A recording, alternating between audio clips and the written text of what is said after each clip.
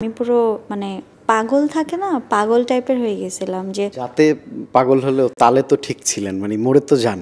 Channel আইয়ের একটি অনুষ্ঠানে বর্ষা চৌধুরীকে যে এমন প্রশ্নের সম্মুখীন হতে হবে, বর্ষা চৌধুরী মনে হয় নিজেও বুঝতে পারেননি।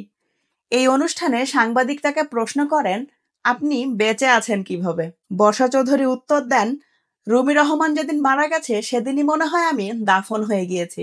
তারপরে সাংবাদিক তাকে বলেন, আপনি যদি দাফনই হয়ে থাকেন এতগুলো বিয়ে করছেন কিভাবে? মনে হয় আমিও দাফন হয়ে গেছি। দাফন হলে আবার আরো বিয়ে করলেন কেন? সাংবাদিক তাকে আবারও প্রশ্ন করেন, আপনি যে দুর্ঘটনাটা ঘটাতে চেয়েছিলেন সেটির জন্য কিন্তু নেটিজেনরা আপনাকে নিয়ে হাসাহাসি করছে, ট্রল করছে।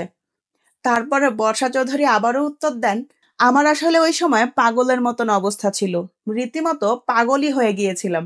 সাংবাদিক আবারও তার কথার উত্তরে বলেন, আপনি তো জাতে মাতাল তালে ঠিক, দুর্ঘটনা ঘটিয়েছেন ঠিকই, নিজের কিন্তু কোনো ক্ষতি হয় নাই।